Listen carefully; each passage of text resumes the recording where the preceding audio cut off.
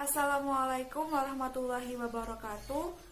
Kami dari kelompok 3 dengan tema ragam situasi yang melibatkan kegiatan menyimak dengan anggota saya sendiri Zulaikha Imro'atul Ulia, yang kedua Anissa Rahma Anggraini, yang ketiga Nur Fitriani, yang keempat Fauzi Adiwijaya, yang kelima Anisatur Rofiah, yang keenam Zara Zebrina, yang ketujuh Vini Rizky Oktorina, yang kedelapan Anissa Ika Mukrianti, yang kesembilan Alfian Adha Hanafi, dan yang terakhir Nulaili Azizah. Pengertian menyimak.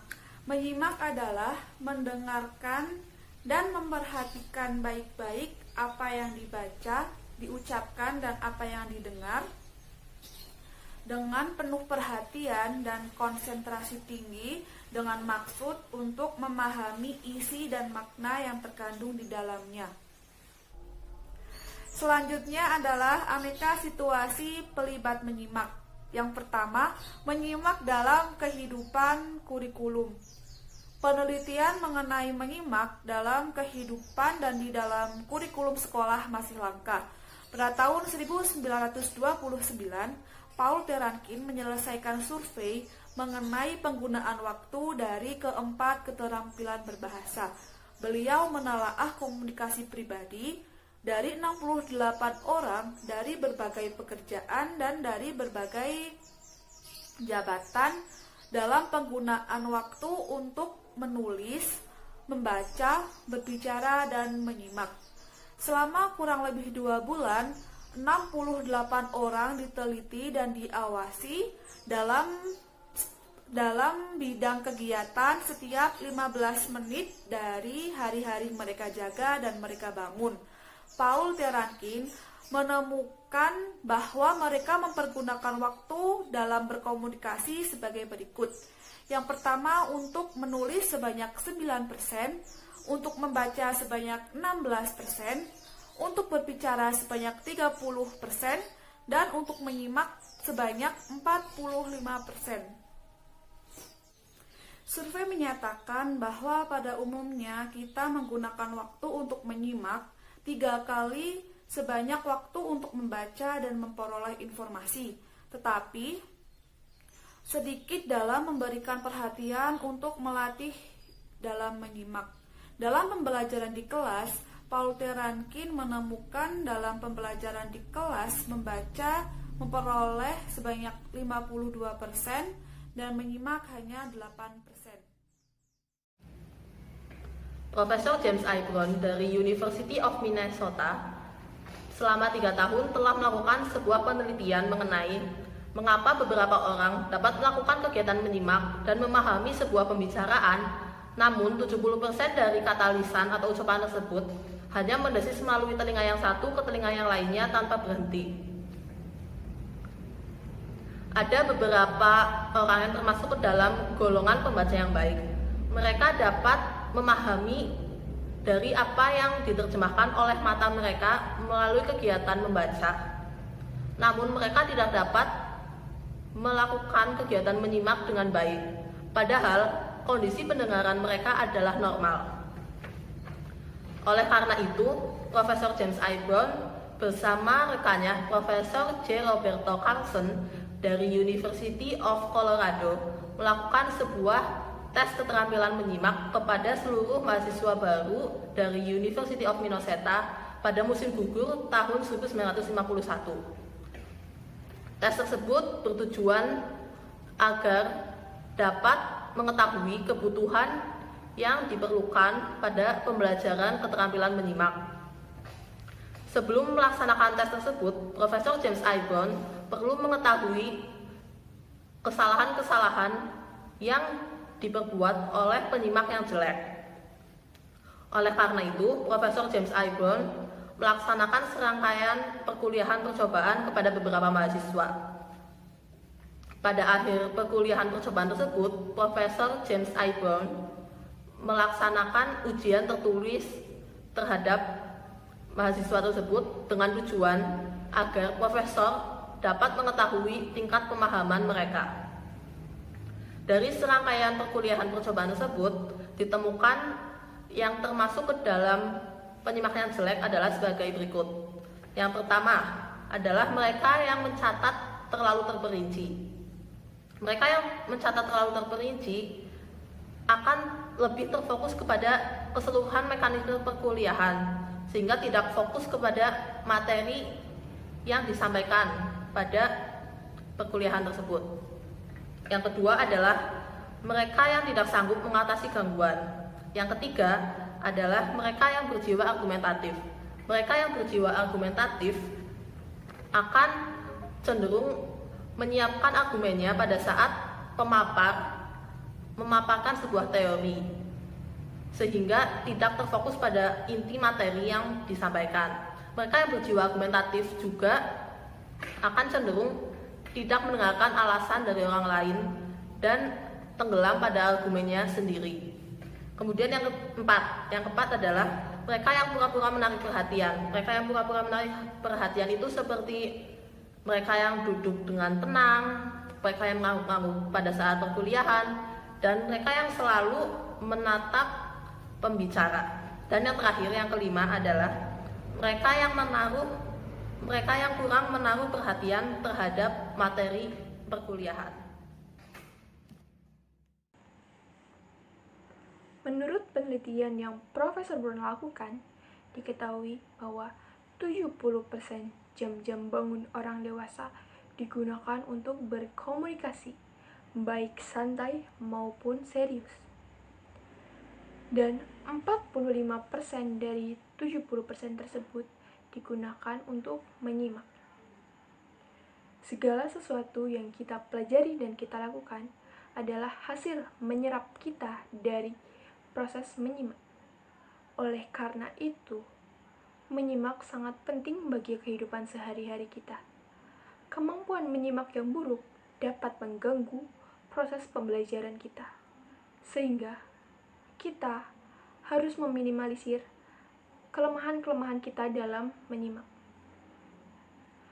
Tes pemahaman menyimak yang dilakukan oleh Profesor Brown diketahui hasil juga bahwa seseorang dikatakan sebagai penyimak yang buruk apabila ia mendapat persentase 40% dari apa yang ia pahami dari proses menyimak itu. Dan seseorang dikatakan penyimak yang sedang apabila ia mendapat persentase 60% dari apa yang ia pahami dari proses menyimak itu. Dan seseorang dikatakan sebagai penyimak yang sangat baik apabila ia mendapatkan persentase 90% dari apa yang ia pahami dari proses menyimak tersebut. Oleh karena itu, kita harus senantiasa meningkatkan kemampuan kita dalam hal menyimak, sehingga pada saat kita menyimak, kita akan mendapatkan hasil atau tujuan dari yang ingin kita dapatkan dalam proses menyimak tersebut. Petunjuk, keterangan, dan pengumuman. Dalam usaha memupuk serta mengembangkan kemampuan anak didiknya menyimak secara efektif, sebenarnya tidak perlu menyediakan waktu-waktu khusus dan juga tidak perlu merasa bahwa mereka harus mengembangkan sesuatu yang baru pada program sekolah. Tugas guru adalah melihat serta memeriksa apakah para siswa perlu dibantu dalam efektifan mereka dalam segala kegiatan menyimak. Pada tahun-tahun permulaan sekolah, anak-anak memperoleh kesempatan untuk menyimak berbagai petunjuk, keterangan, dan pengumuman. Dengan berbuat begitu, mereka harus mempelajari kebiasaan menjauhkan segala atau setiap alat yang mengganggu perhatian mereka. Belajar memahami telinga sejak semula dengan sadar berkeinginan menyimak pembicaraan sampai selesai. Tidak baik bagi seorang guru membentuk kebiasaan mengulang-ulang petunjuk-petunjuk dan keterangan, sebab siswa akan lekas tahu bahwa dia akan menjelaskan 2 atau 3 kali. Akibatnya, kecenderungan pada para siswa tidak akan mendengarkan secara konsekuen pada saat pertama kali diterangkan. Tanpa disadari, sebenarnya guru pun telah mengajari mereka untuk tidak menaruh perhatian terhadap pelajaran yang diberikannya.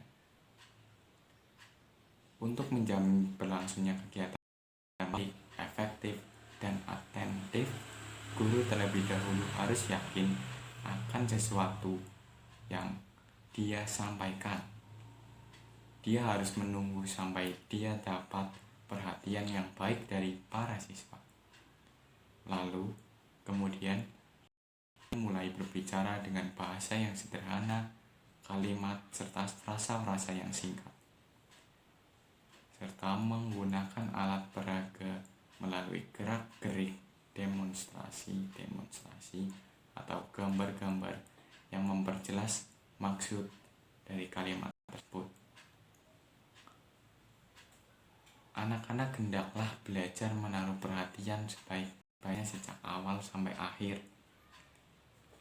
untuk meyakinkan benar-benar bahwa mereka memahami suatu yang disampaikan oleh seorang pembicara. Akan tetapi, mereka tidak mengerti, hendaknya bertanggung jawab serta berkewajiban untuk makan pertanyaan-pertanyaan yang sewajarnya memperoleh serta mendatangkan informasi yang diinginkan. Lanjutan dari materi, petunjuk, keterangan, dan pengumuman. Sebaiknya kelas para siswa meningkat ke jenjang yang lebih tinggi, maka dengan sendirinya petunjuk-petunjuk dan keterangan-keterangan akan bertambah panjang dan berbelit-belit. Anak-anak yang telah belajar menyimak dengan baik di kelas yang lebih rendah tentunya dapat menanggulangi tuntutan-tuntutan yang lebih besar berhubungan dengan pertumbuhan kedewasaan mereka terhadap keterampilan-keterampilan mereka.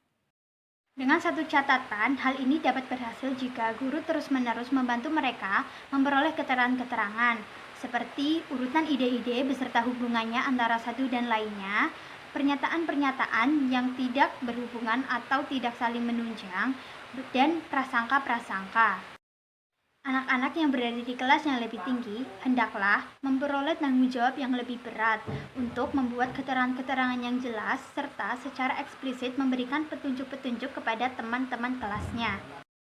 Di samping itu juga mereka hendaknya belajar bagaimana caranya menimbulkan perhatian yang baik dan komprehensif di pihak penyimaknya. Demikianlah telah kita perbincangkan 3 jenis situasi atau aktivitas yang melibatkan menyimak secara atentif. Berhasil atau tidaknya, dipahami atau tidaknya, petunjuk-petunjuk, keterangan-keterangan, serta pengumuman bergantung pada taraf penyimakan para penyimak. Bergantung pada perhatian yang mereka berikan, penuh perhatian atau hanya sekilas saja, dan atentif atau reseptif saja. Itu tidak bisa diabaikan. Kesederhanaan, ketepatan, kepadatan, kemudahan, serta keterpahaman materi yang disajikan secara lisan tersebut. Selanjutnya pada bagian B, yaitu tentang percakapan dan diskusi. Percakapan atau konversasi merupakan aktivitas yang paling umum di antara komunikasi-komunikasi lisan dan jelas menuntut kegiatan menyimak. Akan tetapi, biasanya pada kelompok-kelompok konversasi atau percakapan ini, kecil dan minat-minat pun langsung bersifat pribadi atau perseorangan, sehingga kegiatan menyimak itu timbul dengan mudah tanpa adanya paksaan. Namun demikian, sekolah perlu mengadakan serta mempersiapkan bimbingan, karena kita tahu bahwa anak-anak masih membutuhkan bantuan dalam memperlihatkan kesopan santunan sebaik mereka menyimak serta menanggapi ucapan-ucapan rekan-rekan mereka. Dalam berbicara, mereka perlu diajarkan untuk membantu para menyimak dengan cara memilih suatu topik yang menarik bagi para rekan mereka, merasa bertanggung jawab penuh untuk menghindari dari suatu subjek yang terlalu bersifat pribadi yang ataupun yang dapat memalukan bagi seorang anggota kelompok itu. Dengan konversasi para siswa selama kegiatan-kegiatan kelompok kecil dan komite atau panitia, serta pembicaraan informal dan pembicaraan tidak resmi.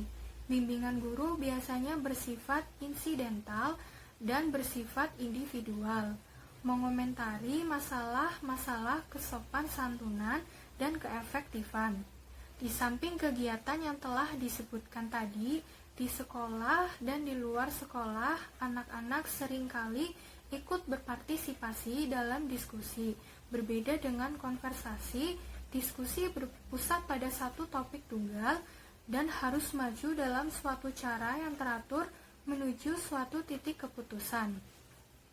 Apabila seorang siswa merupakan bagian dari suatu kelompok diskusi, hendaknya merasa bertanggung jawab untuk mengetahui topik apa saja yang sedang dipertimbangkan, mengikuti urutan pikiran, siap sedia memberi sumbangan tepat pada waktunya, berfaedah, dan menyimak secara evaluatif terhadap persoalan yang dikemukakan oleh rekan-rekan mereka.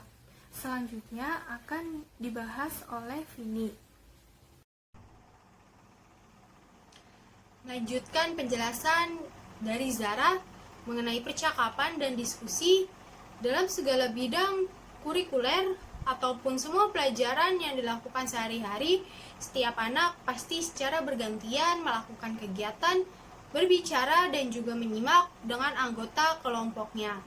Bukan hanya itu, setiap anak juga akan menyarankan pemecahan, penyelesaian, serta jalan keluar terhadap masalah, serta melaporkan kemajuan-kemajuan yang telah diperolehnya. Dalam kegiatan pembelajaran juga, setiap anak pasti akan mendiskusikan gambar-gambar yang terdapat di dalam buku pegangan ataupun buku yang lainnya dengan anggota kelompoknya. Dengan begitu, setiap anak ikut serta dalam kegiatan yang melibatkan suatu kesatuan ilmu sosial. Maka dari itu, kegiatan dharma wisata di sekolah harus dilaksanakan, dan juga kegiatan-kegiatan permainan di lapangan harus dilakukan. Dengan begitu, anak-anak akan mengetahui keselamatan serta cara menghadapi masalah-masalah di kemudian hari.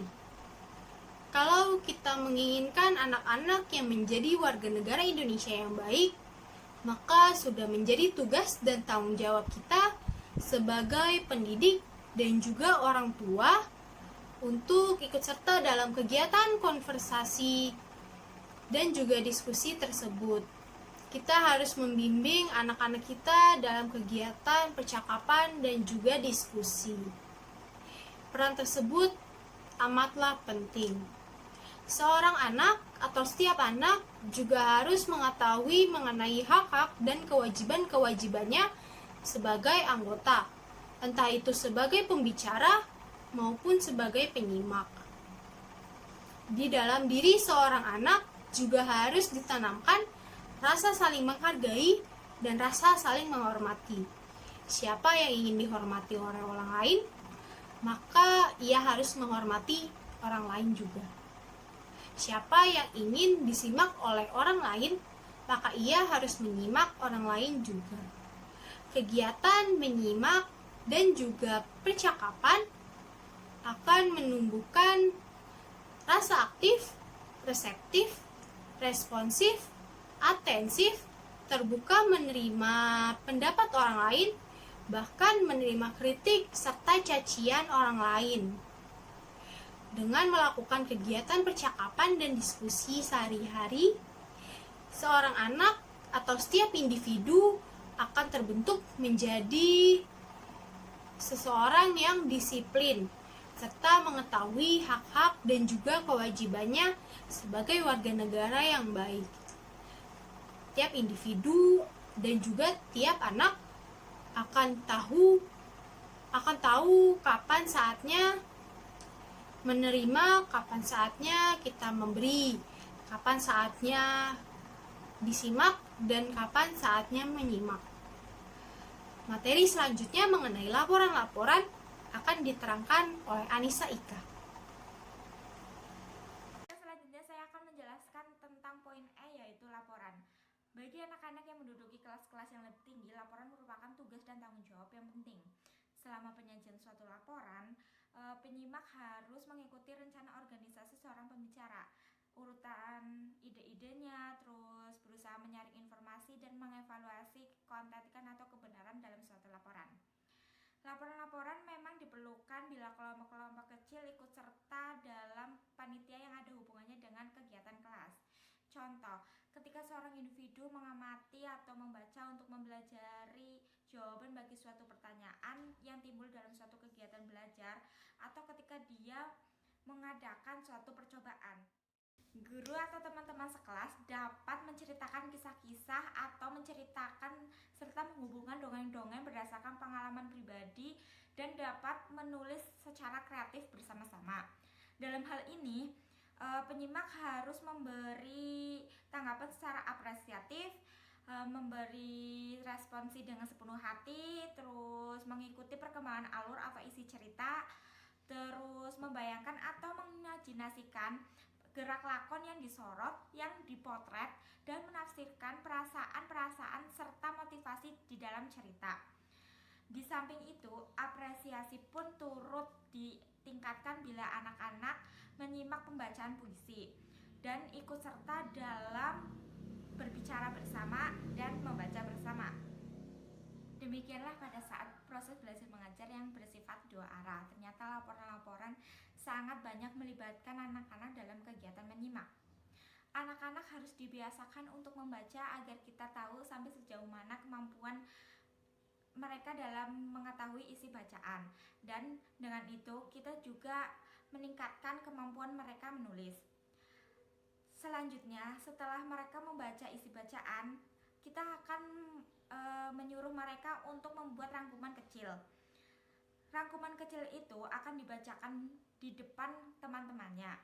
Pada saat dibacakan, teman-teman sekelasnya akan menyimak dengan baik-baik. Alangkah banyaknya kejadian dalam kehidupan sehari-hari yang dapat meningkatkan kemampuan berbahasa atau keterampilan berbahasa, yaitu salah satunya keterampilan berbicara dan keterampilan menyimak. Terima kasih. D. Radio, televisi, rekaman, telepon. Pada masa kini, banyak rumah tangga memiliki satu atau lebih jenis-jenis perlengkapan radio, televisi, rekaman, dan telepon. Ragam situasi menyimak berdasarkan peralatan di atas antara lain: 1. Menyimak sekunder. 2. Menyimak sosial atau menyimak konsertatif. 3. Menyimak apresiatif. 4. Menyimak eksplorasif atau menyimak interogatif. 5. Menyimak konsertatif dan menyimak kritis. Penjelasannya sebagai berikut. Yang pertama, menyimak sekunder, artinya musik dipasang pelan-pelan sebagai latar belakang. 2. Menyimak sosial atau menyimak hendaknya jangan kita lupakan. Sebaliknya pun bisa terjadi. Sarana-sarana yang canggih itu bisa membuat orang tidak menyimak, justru menghilangkan atau mematikan minat dan kemampuan menyimak. Menyimak sosial, kita berbicara lewat telepon. 3. Menyimak apresiatif, drama yang baik atau musik yang merdu dipagelarkan atau dipentaskan. 4. Menyimak eksplorasif, kita diberikan resep-resep atau informasi mengenai cuaca. 5. Menyimak konsertatif dan menyimak kritis, masalah-masalah penting didiskusikan oleh para politikus dan para pakar dalam berbagai ilmu pengetahuan. Kalau kita telah mengemukakan bahwa sarana-sarana itu menuntut banyak kegiatan menyimak dan juga dapat mengembangkan serta mempertinggi mutu keterampilan-keterampilan menyimak. Saya akan menjelaskan beberapa alasan seseorang menyimak. Yang pertama, karena ingin mempelajari suatu dari bahan simakan. Dengan menyimak, maka kita belajar suatu hal atau ilmu yang baru. Yang kedua, karena ingin memikat hati seorang. Dengan menyimak baik-baik saat seseorang sedang berbicara, maka kita akan menarik simpati atau dapat memikat hati dari si pembicara tersebut. Yang ketiga, karena ingin menjadi orang yang sopan dan santun. Dengan kita menyimak baik-baik pembicaraan seorang, maka orang tersebut akan merasa dihargai. Itu merupakan salah satu ciri seorang memiliki sopan santun. Yang keempat, karena ingin memiliki keuntungan uang. Hal ini terjadi pada proses jual beli. Saat menyimak proses tawar-menawar, kemudian terjadi transaksi, maka kita akan mendapatkan keuntungan uang. Kemudian, ingin memperoleh manfaat dari bahan simakan. Dengan menyimak, maka kita akan memahami, mendalami, atau bahkan mengetahui lebih dalam tentang ilmu yang sedang kita pelajari. Yang keenam, ingin menghilangkan rasa bosan. Dengan kita menyimak suatu hal yang kita sukai, maka itu akan menghilangkan rasa bosan kita terhadap kegiatan sehari-hari. Yang ketujuh, ingin membandingkan beberapa pendapat. Jika kita ingin menyelesaikan suatu masalah, maka kita harus memperbanyak kegiatan menyimak. Dalam hal tersebut, maka kita akan menemukan beberapa perbedaan maupun persamaan. Karena ini dapat menjadi perbandingan kita dalam menyelesaikan suatu masalah. Yang kedelapan, ingin memperluas pandangan dan pengertian. Dengan kita menyimak, maka kita akan memiliki pandangan atau pengertian luas terhadap suatu hal. Yang kesembilan, ingin memenuhi rasa ingin tahu. Saat kita ingin mengetahui suatu hal, maka kita diharuskan untuk menyimak saat seorang sedang berbicara. Dengan cara itu, maka kita akan mengetahui suatu ilmu yang sebelumnya kita tidak tahu. Yang kesepuluh, karena ingin disenangi oleh banyak orang. Dengan kita menyimak baik-baik saat seseorang sedang berbicara, menyimak dengan sepenuh hati, maka kita akan disenangi oleh banyak orang karena mereka merasa dihargai saat sedang berbicara dengan kita. Sekian dari saya. Wassalamualaikum warahmatullahi wabarakatuh.